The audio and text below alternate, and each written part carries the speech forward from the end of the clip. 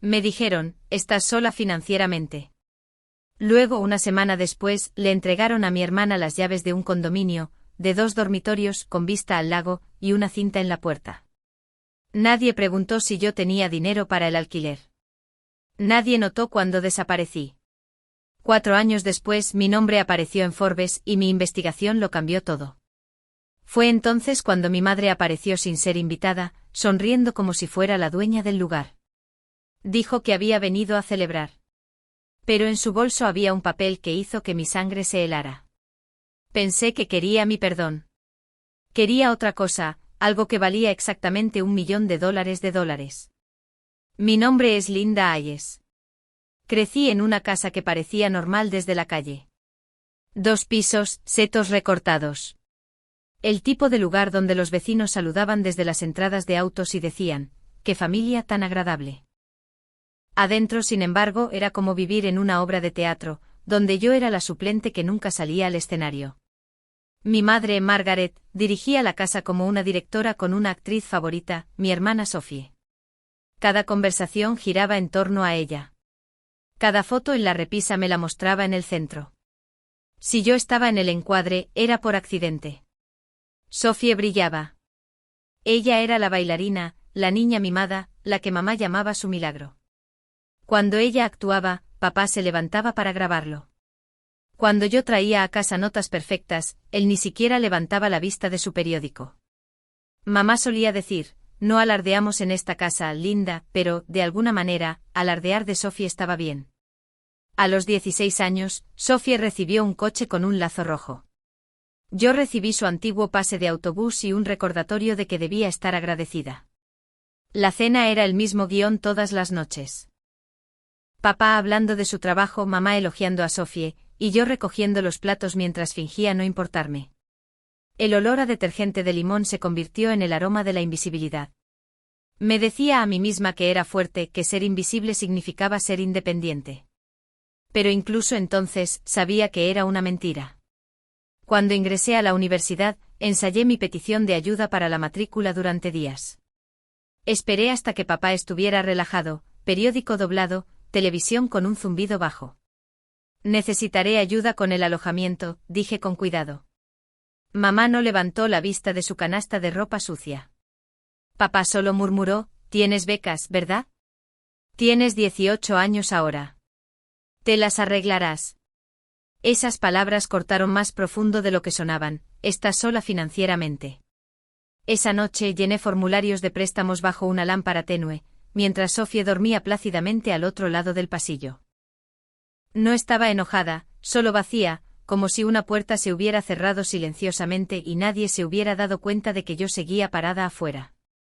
La universidad fue un borrón de laboratorios, ramen y trabajos secundarios.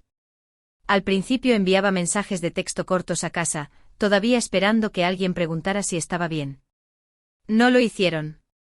El chat grupal familiar seguía brillando con los vestidos nuevos de Sophie, las vacaciones de Sophie, el compromiso de Sophie con un chico de cabello perfecto. Aprendí a silenciar las notificaciones. Cuando la doctora Elena Cruz me tomó como su asistente de investigación, comencé a sentir algo nuevo, ser vista. Ella me llamó meticulosa. Dijo, no solo sigues instrucciones, piensas. Nadie me había dicho eso antes. Me introdujo en el ritmo tranquilo del laboratorio, el zumbido de las centrífugas, el olor limpio del etanol, la pequeña emoción cuando un experimento funcionaba. Fue el primer lugar que no exigió que me hiciera pequeña. Para cuando me gradué, había construido un muro de calma a mi alrededor.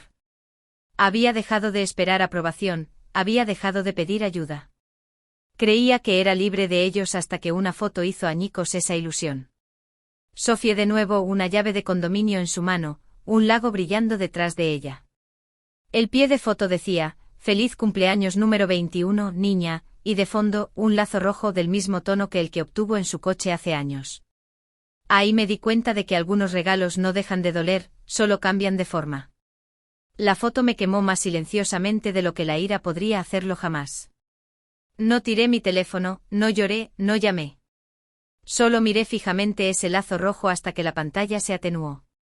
Era del mismo tono que cada vez que celebraban a Sophie, como si el color mismo hubiera estado reservado para sus victorias. 2 dormitorios en cimeras de granito, vista al lago. La publicación lo decía todo. No había ni un solo mensaje preguntando ¿cómo estás, linda? Puse el teléfono boca abajo y volví a mis notas, registrando las tasas de disolución de polímeros como si nada hubiera pasado. Pero algo pasó, algo definitivo. Después de eso el hogar dejó de ser un lugar y se convirtió en un concepto que había superado. Mi beca cubrió el alquiler en un apartamento en el sótano del campus.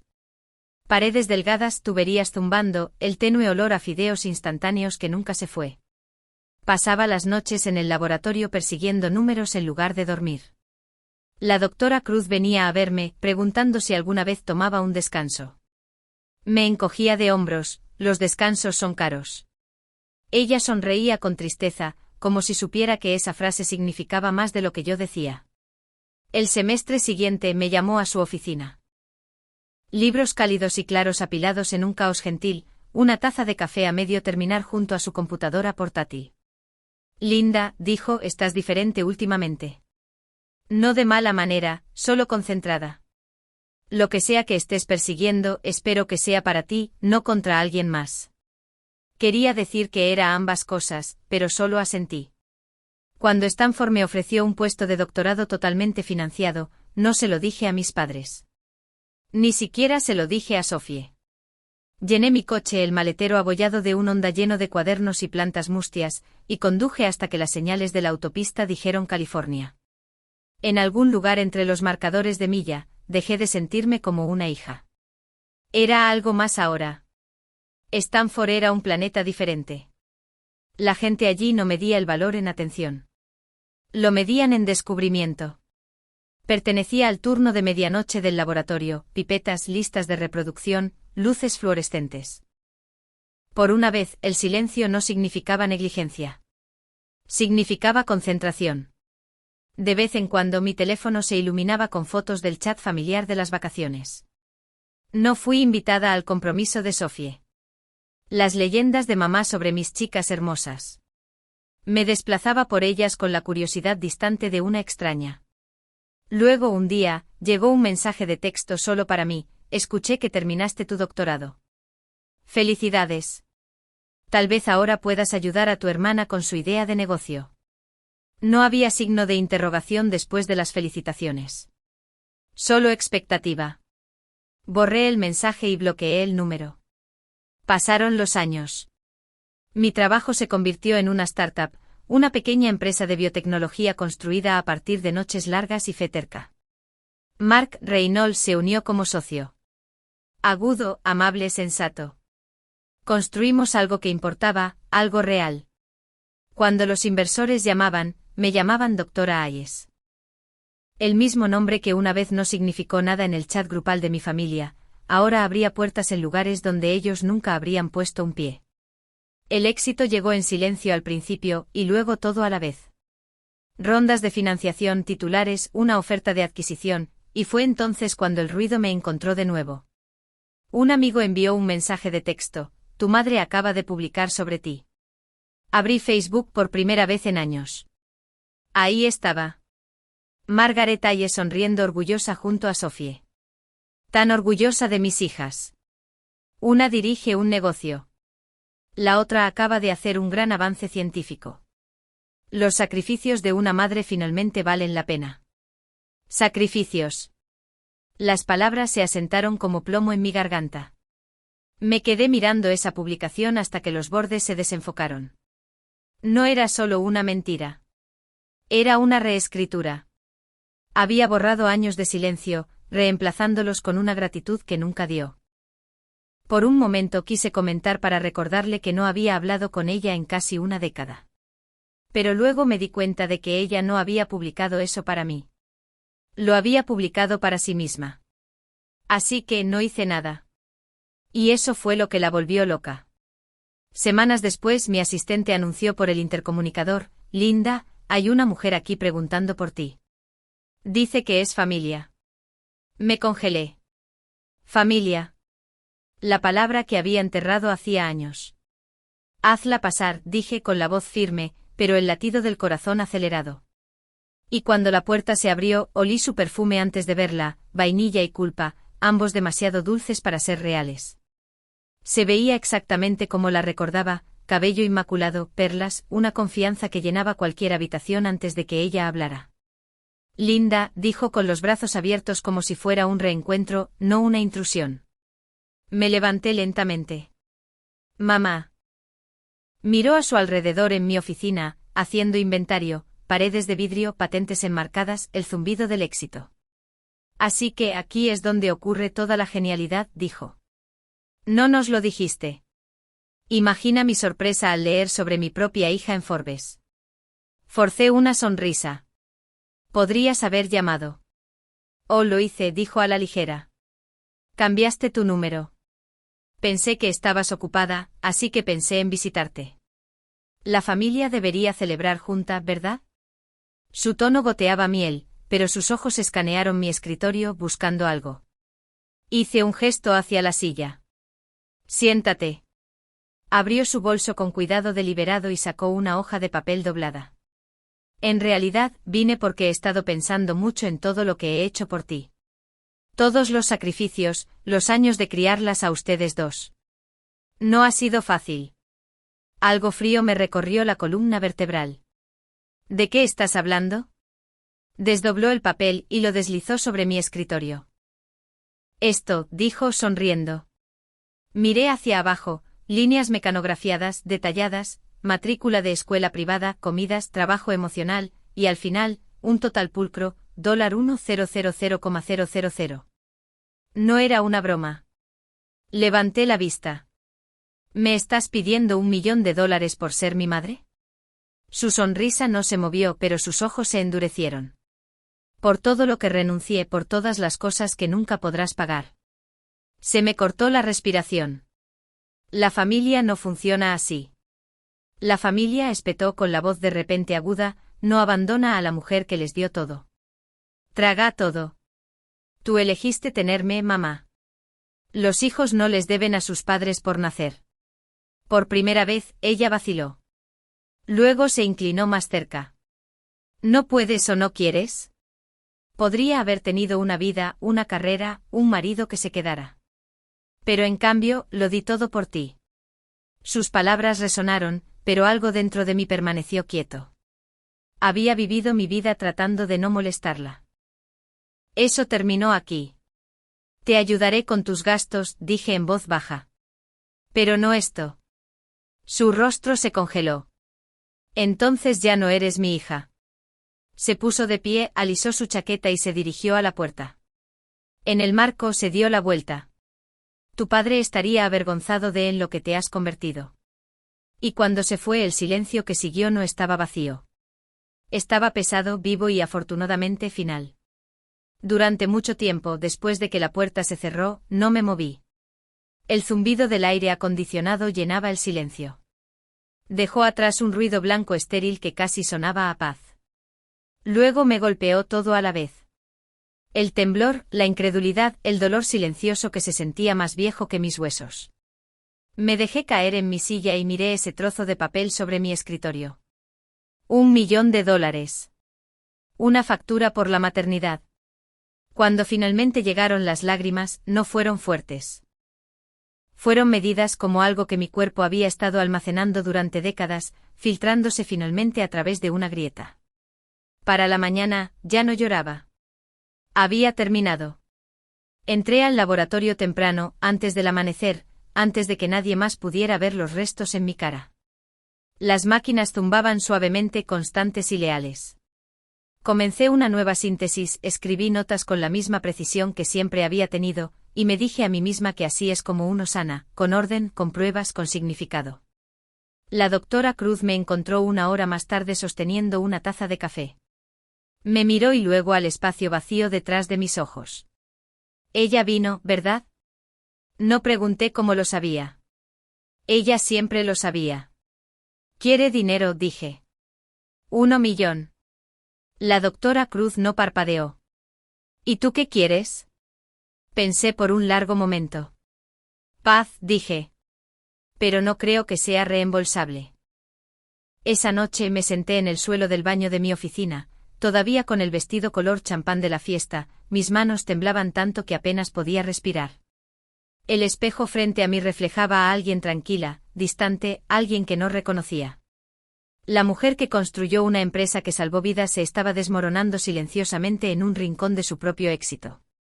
Recordé cada cena de los domingos donde mi madre decía, hacemos todo por ustedes, chicas, cada viaje a casa en silencio donde intentaba creerle, cada vez que justificaba su crueldad como estrés.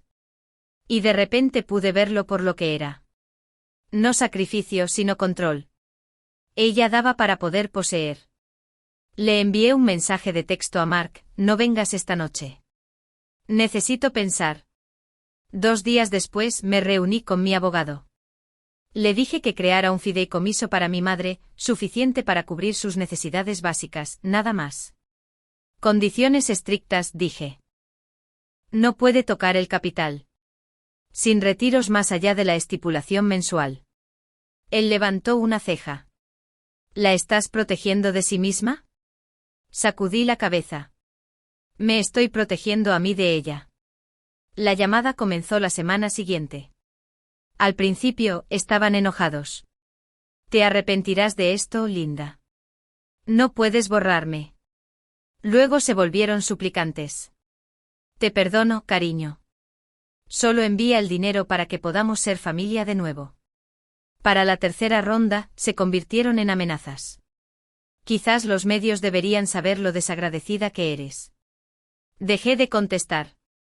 Mark me observó una noche sentada en el sofá, mi teléfono iluminándose una y otra vez.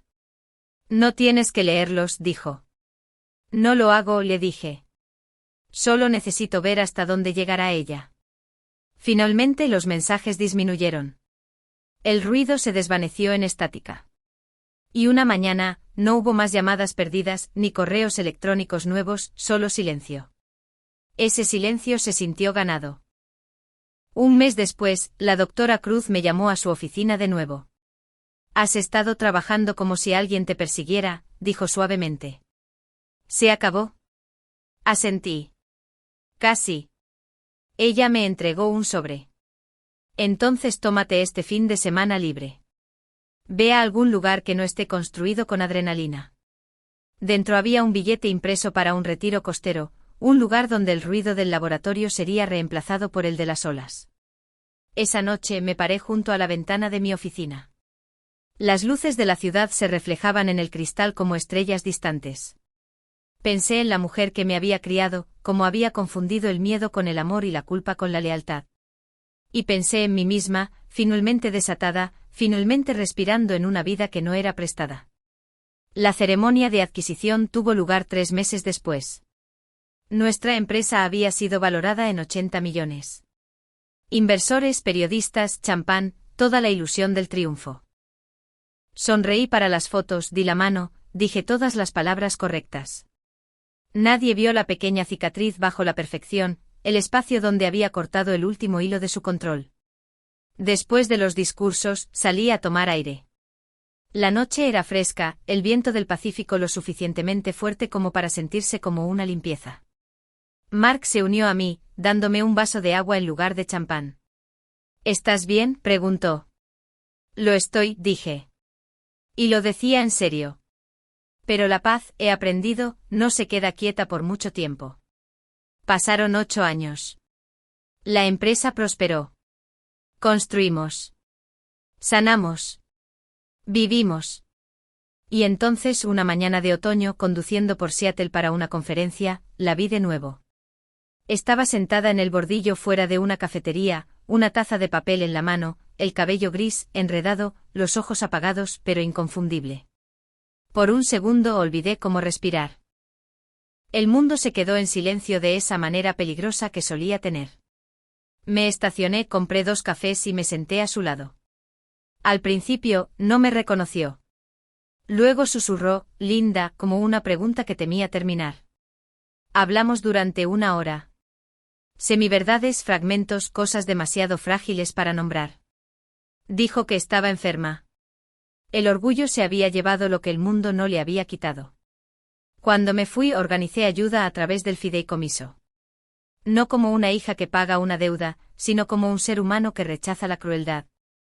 No la perdoné ese día, pero dejé de permitir que su historia definiera la mía. Y cuando me alejé, la ciudad se veía más suave, como si finalmente me estuviera dejando ir. No le conté a nadie sobre esa reunión durante mucho tiempo. Ni a Mark, ni a la doctora Cruz. No se sentía como un secreto. Se sentía como un cierre. No tenía que actuar. La semana siguiente recibí una llamada del trabajador social que supervisaba su caso. Dijeron que había aceptado la ayuda, pero se negó a ponerme como contacto de emergencia. Casi me reí. Incluso al final, quería tener la última palabra. No luché contra eso. En cambio, me concentré en las pequeñas misericordias. Estaba a salvo. Tenía comida. No estaba en la calle. El resto ya no era mi trabajo arreglar. Algunas noches me sentaba en mi balcón mirando la ciudad, pensando en cómo la paz no es ruidosa. No ruge como la venganza ni se estrella como la angustia. Zumbido constante y silencioso como las máquinas del laboratorio que una vez mantuvieron mi mundo unido. La doctora Cruz se jubiló ese invierno. En su cena de despedida, me tomó las manos y dijo: «Has construido todo lo que una vez deseaste que alguien construyera para ti. No olvides descansar dentro de ello». Prometí que lo intentaría. Mark y yo hicimos crecer nuestra empresa lentamente con cuidado. Creamos becas para chicas en ciencias. Niñas que me recordaban a mí misma antes de que el silencio se endureciera. Cada vez que veía a una de ellas iluminarse por un descubrimiento, algo en mí también se ablandaba. Una mañana, llegó una carta. Sin remitente, solo mi nombre con una mano temblorosa. Dentro una sola línea en papel simple: «Gracias por el café».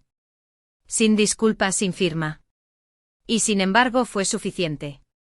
Esa tarde conduje hasta el lago cerca de nuestro viejo vecindario. El agua seguía quieta, el tipo de quietud que contiene el aliento antes del amanecer. Susurré un adiós que nadie escuchó y dejé que se hundiera en las ondas.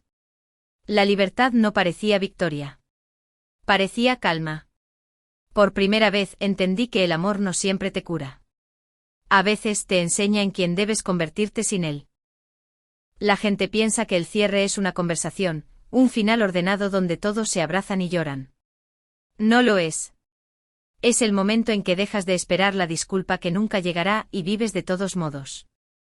No odio a mi madre. Tampoco la amo. Solo le deseo paz en algún lugar lejos de la mía. Si alguna vez has tenido que construirte a ti mismo a partir del silencio que dejó tu familia, debes saber esto. No le debes a nadie por sobrevivir. No les debes tu perdón para mantenerte libre.